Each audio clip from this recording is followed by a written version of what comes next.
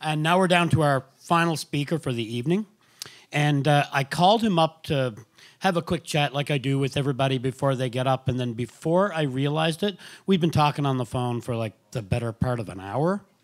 Because it's always fascinating and it's always wonderful to have a chat with our veterans and just learn a little bit more about that world. And it's so interesting, and it's not a world that most of us get to experience. So I just got completely caught up with my conversation with this guy.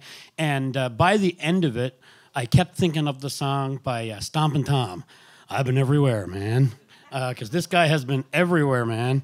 And I think, given the speech he showed me earlier tonight, I kind of want to give him one of those commercial intros. Like, he once drove a sub up and down the Atlantic coast. He's held more jobs than everyone in this room combined. He is Alain Blondin.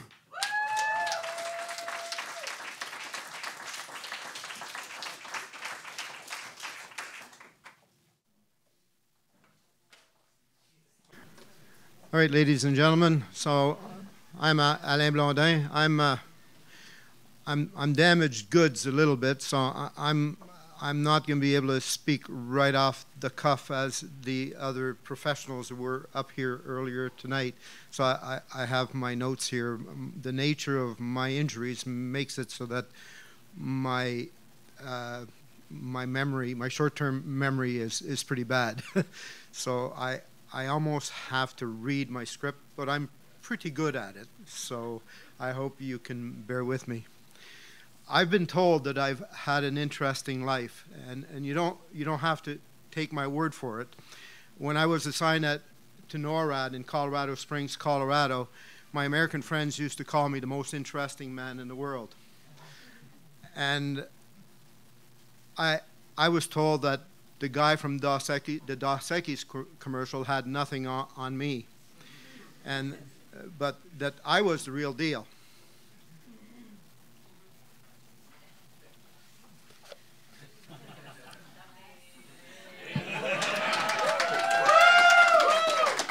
Now, stay thirsty, my friends.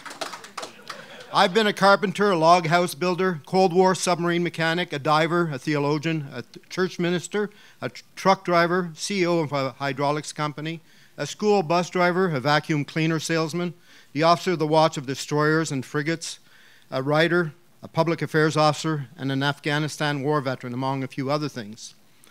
I've been to England, Scotland, Wales, France, Germany, Poland, Spain, Gibraltar, and I've even been to really exotic places like Newfoundland. I've sailed into the Northwest Passage, the Mediterranean Sea, in the Caribbean. I've crossed the unforgiving waters of the North Atlantic, and I've experienced the mighty waters of the Pacific.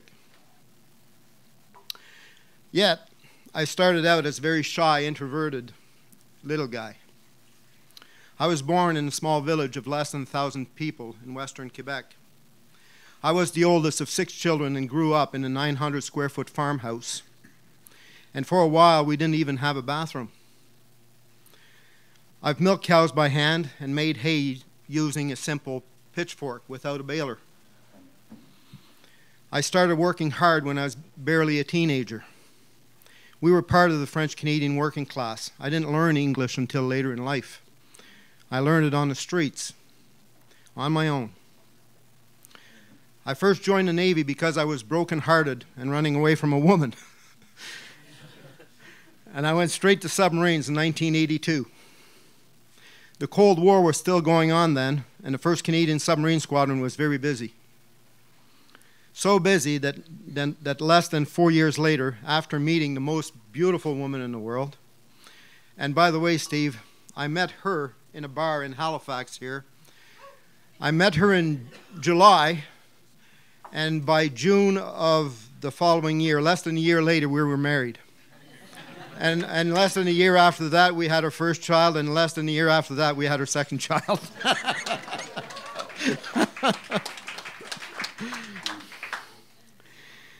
So less than 4 years later, after meeting the most wonderful woman in the world here in Halifax and having 2 children, I decided to return to civilian life in order to be there for my family. It was during my second career that I was injured. I re-enrolled just before 9/11 when our son finished high school and decided to join the Canadian Army. I hadn't planned to re-enroll.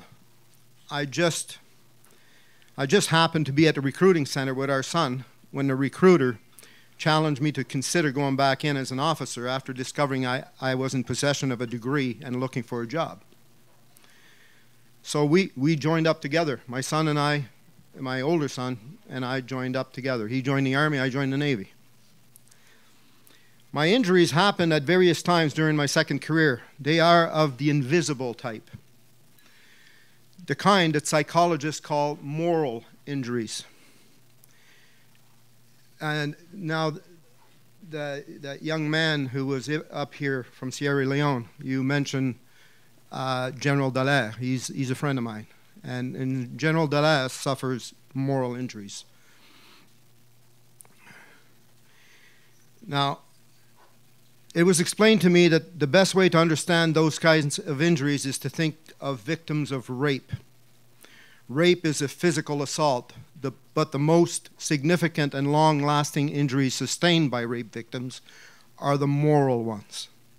Moral injuries can include a sense of deep betrayal, resentment, loss of confidence, self-worth, trust, and abandonment.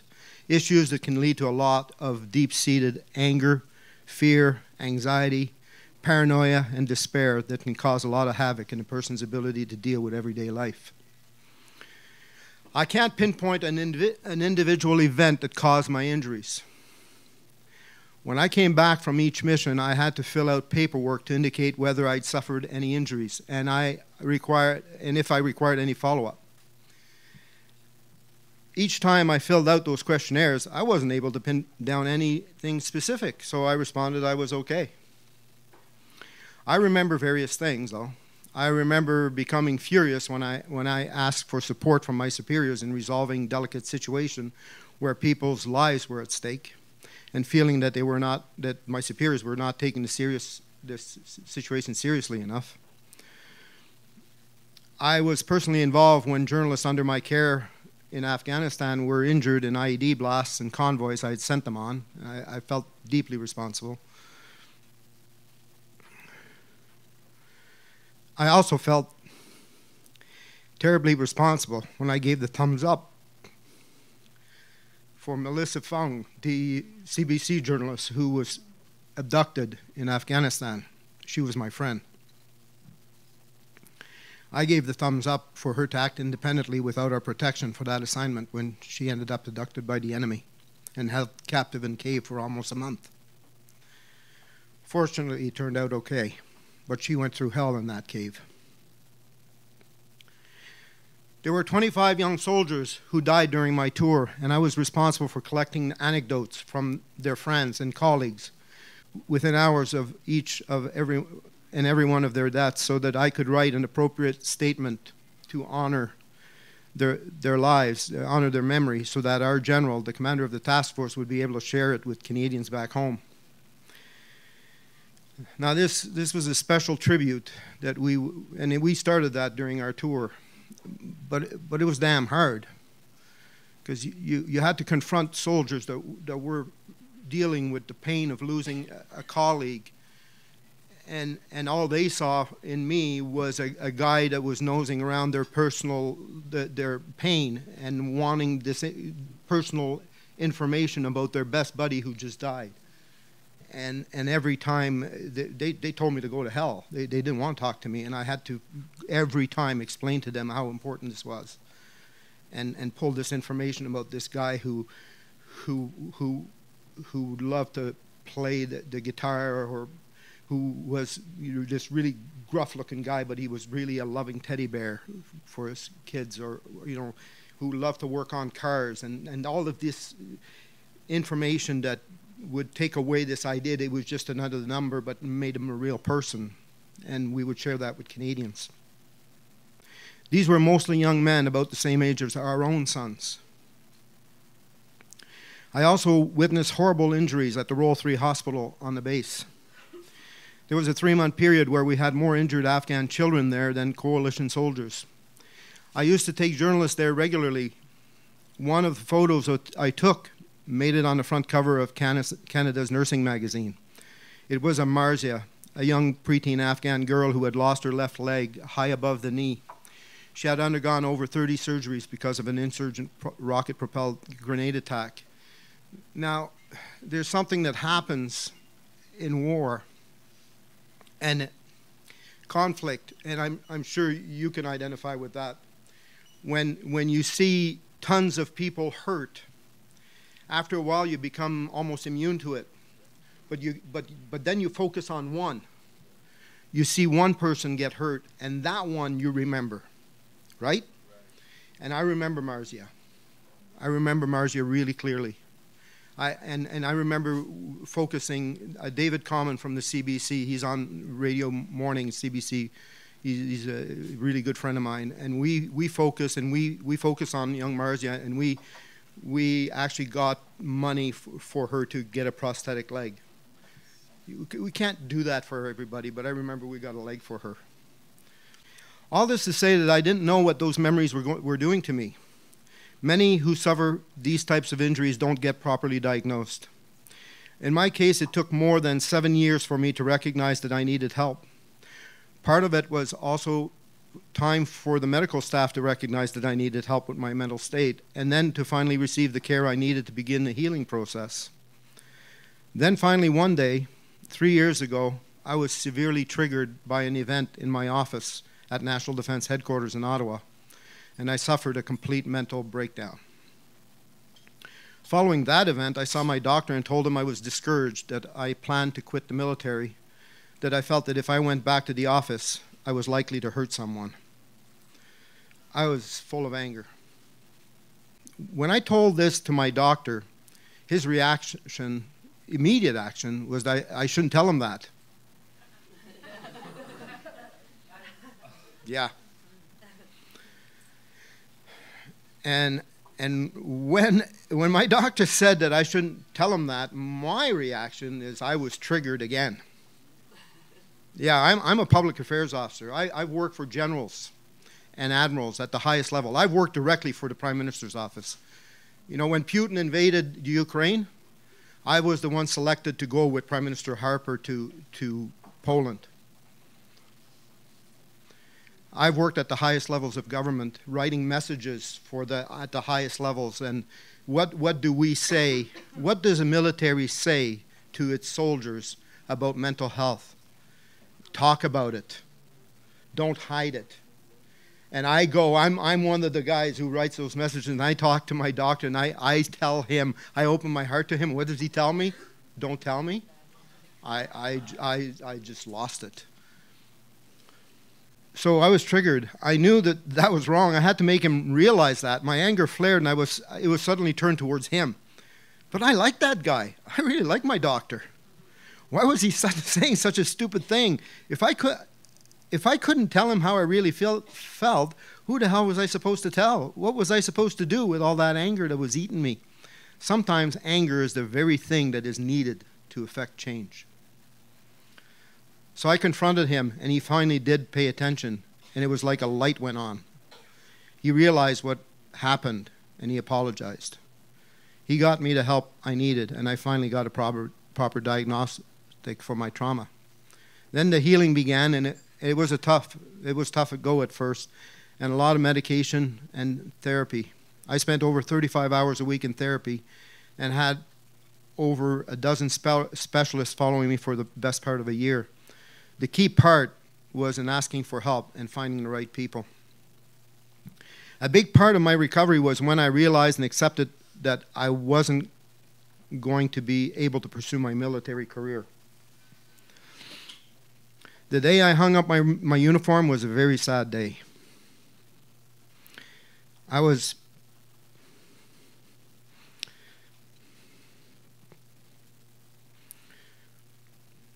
very proud of what I was able to accomplish.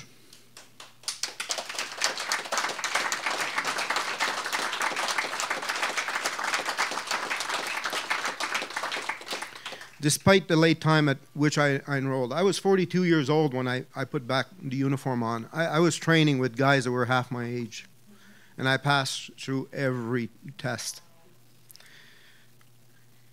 But by then, it was time for me to realize that enough was enough. It was time to move on. I retired with 20 and a half years of military service, but I'd been working more than 40 years by then. So my identity wasn't limited to that uniform, no matter how sexy I make it look.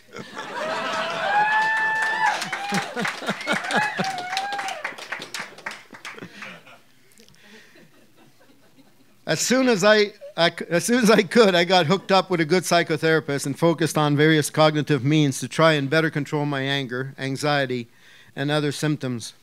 The type of therapy that helped me the most has been mindfulness stuff.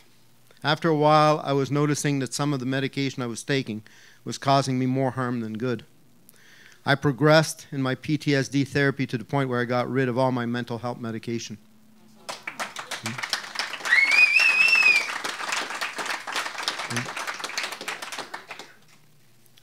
That in itself was a huge benchmark. I've never been a big fan of medication, especially mind-altering drugs. Part of my healing was learning to accept the new me. My mental health condition changed me, but some of the changes are for the best. In many ways, it's made me a better person. You know, I used to be a hunter. When I grew up on that farm, that 900 square foot home, I used to go hunting, and I was pretty good at it.